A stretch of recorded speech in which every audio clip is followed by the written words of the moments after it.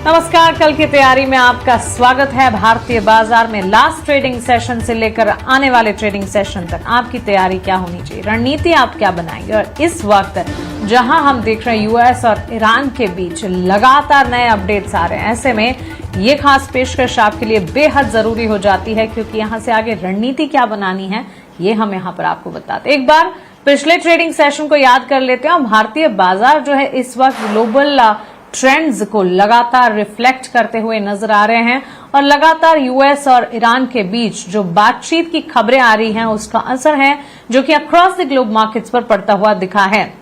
आज दिन की शुरुआत अच्छी होती दिखी, उसके बाद during the session last trading session में इनफैक्ट बाजार ने एक डेंट देखा और उसके बाद जब बात वापस से लौटती हुई वॉर को लेकर फॉरफ्रंट पर जब अपडेट आते हुए दिखे, अमेरिका के साथ बातचीत पर जब खामेनेई की तरफ से मोजतबा खामेनेई की तरफ से मंजूरी की खबर आती हुई दिखी, रिपोर्ट से बाजार में चौतरफा हरियाली। टुवर्ड्स क्लोजिंग हरे निशान के साथ वापस से बाजार लौटते हुए अच्छी खासी मजबूती, हर तरफ अच्छा एक्शन था। लेकिन यहां से आगे अब ट्रेंड कैसा है, ये जो न्यूज बैक्ड इम्पैक्ट है इस पर कितना भरोसा करना है, ये सब कुछ जानना बहुत जरूरी है। और यही बताने के लिए आज हमारे साथ बाजार के दो दिग्गज जुड़े हैं। पीएचडी कैपिटल के founder and CEO Pradeep Haldar है मेरे साथ, वहीं choice equity broking private limited के technical research vice president Kunal Parar हमारे साथ मौजूद है। प्रदीप, कुणाल, बहुत स्वागत है आपका 18 आवर्स संदेश पर। अपना समय हमें देने के लिए आपका शुक्रिया। प्रदीप, बताएं कैसे देख रहे हैं इतने न्यूज फ्लो के चलते मार्केट में लगातार रिएक्शन। अब तो यही कहना होगा कि अगला ट्रिगर क्या होगा, इसी पर निर्भर करता है कि बाजार किस दिशा पर जाता दिखेगा। कैसे रीड कर रहे हैं आने वाले सेशन के लिए मार्केट्स को आप? जी, गुड आफ्टरनून। एक स्टैंडर्ड डिस्क्लेमर आएगा, जितने भी स्टॉक्स या इंडेक्स को मैं बात करने वाला हूँ, कोई भी स्टॉक्स या इंडेक्स में हमारा कुछ भी पोजीशन नहीं होता है। नो कन्फ्लिक्ट ऑफ इंटरेस्ट, ऐसा कुछ रहा है हम क्लाइंटों को भी देते हो सकते, कुछ कॉल क्लाइंटों के पास हो, हमारे पास नहीं है।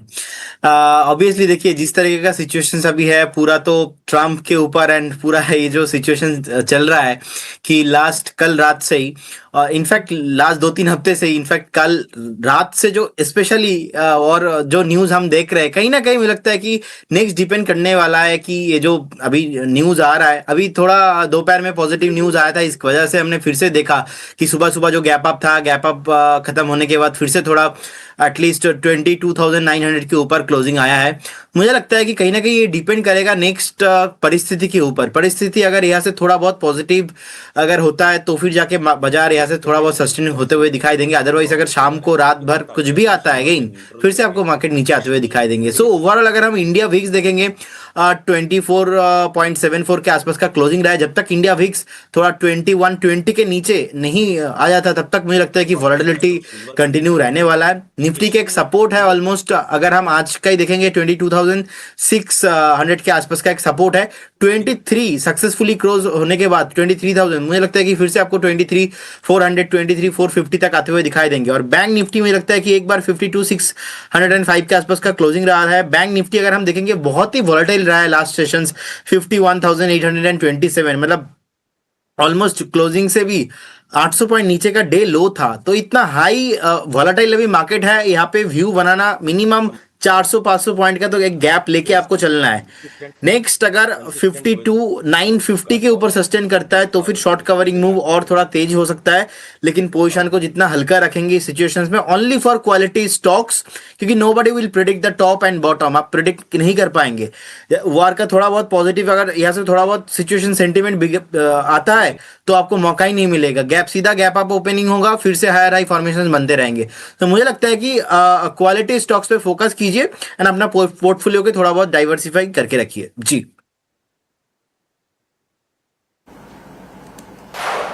बिल्कुल बिल्कुल, ये इनसाइट और ये सही कहा आपने कि बाजार में अगर कोई राहत की खबर आ गई तो फिर मौका ही नहीं मिलेगा, सीधा गैप अप मजबूती के साथ बाजार खुलते हुए दिखेंगे। कल के सत्र इनफैक्ट लास्ट ट्रेडिंग सेशन में भी हुआ ऐसा ही, टुवर्ड्स क्लोजिंग हमने खबरों के दम पर काफी एक्शन देखा। इसीलिए कुणाल, एक्सपर्ट्स की राय बहुत मायने रखती है। कैसे रीड कर रहे हैं आप कल का बाजार, तैयारी क्या करवाएंगे? कल गुड आफ्टरनून आप दोनों को। एंड कल के बाजार की बात करें तो आज एक अच्छी खासी मोमेंटम बाजार में देखने को मिली है। एंड एक बात तो फिलहाल माननी ही पड़ेगी कि चाहे आप कोई भी लेवल दो ना, पूरा का पूरा बाजार जो है वो है एक ट्वीट एक खबर के बेस पे ही चल रहा है। चाहे वो ट्रम्प साहब की ओर से आए, चाहे वो ईरान की ओर से आए, दोनों बात करने के पोजीशन पे है, दोनों बात करके नहीं चलने की भी पोजीशन पे है। सो इफ एंड बट बहुत सारे हैं इस मार्केट को लेके, एंड इसके बेस पे वॉलेटिलिटी हमें आने वाले दिनों में और देखने को मिल सकती है। नाउ जो एक बात है जो यहाँ पे गौर करने वाली ये है, लेवल चाहे कुछ भी हो, फिलहाल जिस हिसाब से क्रूड के प्राइस बढ़े हो और सीएनजी एलपीजी पीएनजी के जो प्राइस बढ़े हैं, डेफिनेटली इसकी इंपैक्ट आपको आने वाले क्वार्टर में कंपनीज के रिजल्ट पे देखने को मिल सकती है। सो मुझे लग रहा है कि नो डाउट अगर निफ्टी यहाँ पे जो 22,900 ऊपरी लेवल पे 24,000 भी हो जाती है, 24,500 भी हो जाती है, दिक्कत नहीं है उसमें, लेकिन कंपनियां ज्यादा इतना परफॉर्म नहीं कर पाएगी because of next quarter result. So यहाँ पे जो व्यू हमारा है वो बायो डिक्लाइन वाला ही है। अगर कोई भी गिरावट आती है up to the level of 25,000, 22,500 और इवन 22,000, अगर पोर्टफोलियो में अगर स्टॉक अच्छे लेवल पे है तो मैं कहूंगा कि उसी स्टॉक पे पोजीशन बना के चलना चाहिए, rather to search for any new stocks. Index ऊपर बढ़ी नवंबर 2024 तक, तो मतलब जब तक दैट्स राइट। और चलिए एक नजरिया आपको हमारे एक्सपर्ट्स की तरफ से आने वाले ट्रेडिंग सेशन पर किस तरह फोकस होना चाहिए यहाँ पर मिल चुका है। लेकिन इस बीच स्टॉक वाइज आपके ढेर सारे सवाल हैं। कल की तैयारी में हम कोशिश करते हैं कि बाजार से जुड़े आपके जो सवाल हैं उन्हें शामिल कर पाएं।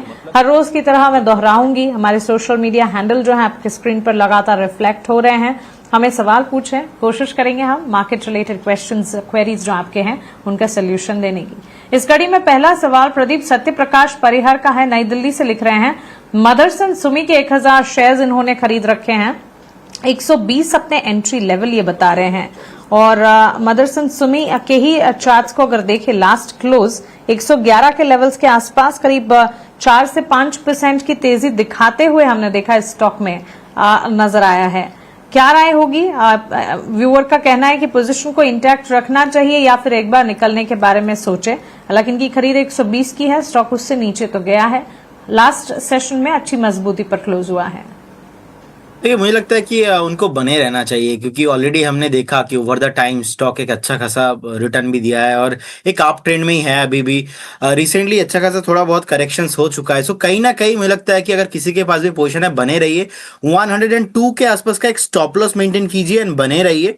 एक टारगेट अगेन 118 क्रॉस होने के बाद अगेन आपको 135 140 तक आपको आते हुए दिखाई देंगे। सो होल्ड करने का सलाह रहेगा।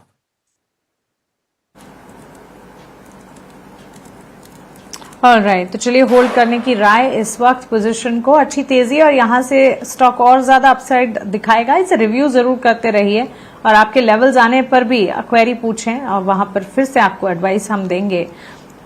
ओला इलेक्ट्रिक और हिंदुस्तान कॉपर पर सवाल है, कुणाल आपसे जानना चाहेंगे। मिस्टर सिंह लुधियाना से लिखते हैं, हिंदुस्तान कॉपर के इन्होंने 42 शेयर्स खरीदे हैं, 648 अपने एंट्री लेवल वो बता रहे हैं, और ओला इलेक्ट्रिक के 230 शेयर्स इन्होंने खरीदे हैं, 51 अपने एंट्री लेवल बता रहे हैं। इनफैक्ट दोनों ही स्टॉक्स में बाजार में ही लास्ट ट्रेडिंग सेशन में हमने देखा था काफी वॉलेटिलिटी थी और स्टॉक वाइज भी वॉलेटिलिटी बिल्कुल देखने को मिली थी। 0.5% डाउन ट्रेंड्स के साथ ओला इलेक्ट्रिक का स्टॉक क्लोज होता हुआ दिखा।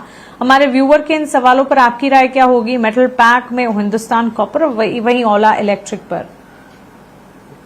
सबसे पहले हिंद कॉपर की बात कर लेते हैं। हिंद कॉपर 463 के अराउंड है और मुझे लग रहा है कि यहाँ से और एक करेक्शन देखने को मिलेगा और वो करेक्शन 400 तक के लेवल पे हो सकता है जो उसका प्रीवियस स्टॉक था।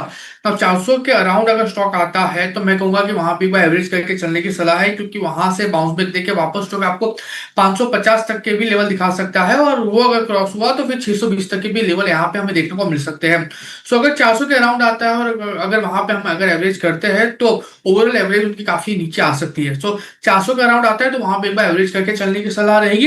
एंड ओला की बात करें तो जिस हिसाब से ये स्टॉक ट्रेड कर रहा है, एक्चुअली ओवरऑल फंडामेंटल काफी वीक है इस पर्टिकुलर स्टॉक का। नो डाउट ईवी में एक नंबर पे ये स्टॉक था, लेकिन जिस हिसाब से सर्विस सेंटर की प्रॉब्लम आ रही है और जिस हिसाब से कंपनी के जो चेयरमैन एमडी आप जो भी बोल लो भाविश अग्रवाल, उनकी जो जवाबदेही थी, उनसे उनका जो पलड़ा झाड़ना था पर्टिकुलरली ये सारे के सारे इश्यू को लेके, मुझे लग रहा है कि फंडामेंटल काफी वीक है पर्टिकुलरली ये सारी चीजों को देख के। नो डाउट 51 के अराउंड की खरीदारी है, लेकिन जब तक कोई स्टेबल मोमेंटम या स्टेबल कमेंट कंपनी के फंडामेंटल या प्रमोटर से देखने को नहीं मिलते, तब तक मुझे नहीं लग रहा कि यहाँ पे कोई अच्छी खासी मोमेंटम आपको देखने को मिले। तो फिलहाल ओला को होल्ड करके चलने की सलाह है, कोई एवरेज करके चलने की सलाह नहीं है। हिंद कॉपर में आपको एवरेज करके चलने की सलाह है, अगर वो 400 आ जाता है तो।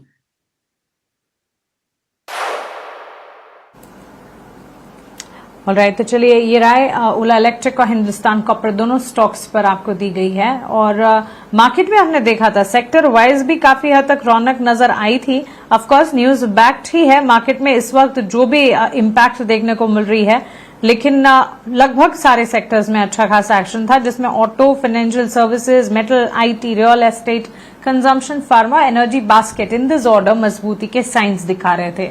आगे बढ़ेंगे और अब बात करते हैं वैल्यू इन्वेस्टमेंट पिक की।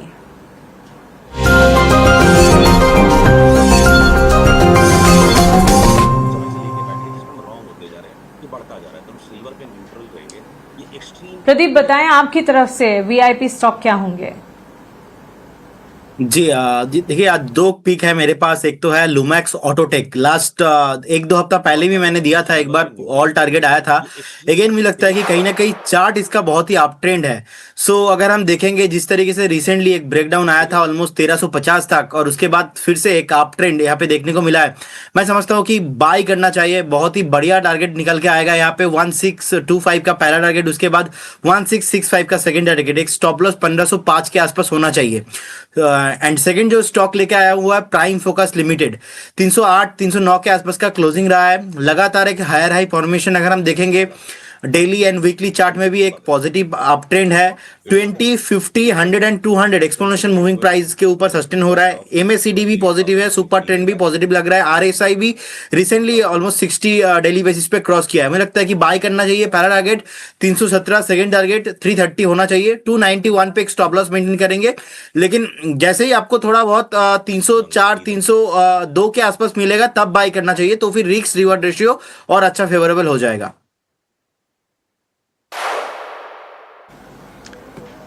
ठीक है, चलिए दो स्टॉक्स प्रदीप की तरफ से वीआईपी कैटेगरी के स्क्रीन पर आप देख रहे हैं उनकी पूरी स्ट्रैटेजी टारगेट स्टॉप लॉसेस के साथ। कुणाल आप बताएं आपकी तरफ से वैल्यू इन्वेस्टमेंट पिक क्या होंगे आज के?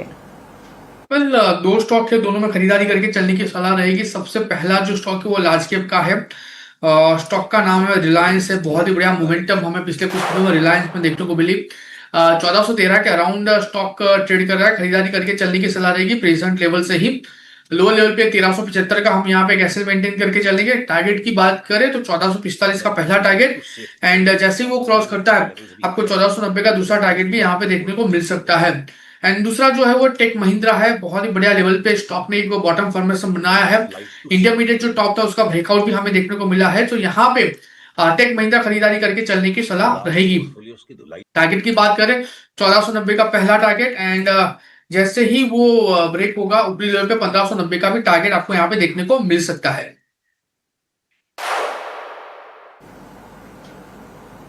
एब्सोल्युटली। तो चलिए दो कॉल्स वीआईपी शेयर्स के तौर पर कुणाल की तरफ से भी टेक महिंद्रा एंड रिलायंस। कुणाल और प्रदीप बहुत शुक्रिया आपका हमारे साथ जुड़ने के लिए, हमारे व्यूअर्स की कल की तैयारी करवाने के लिए, सवालों के जवाब देने के लिए, आपके वीआईपी शेयर्स और मार्केट स्ट्रैटेजी बताने के लिए। कल की तैयारी में फिलहाल इतना ही, लेकिन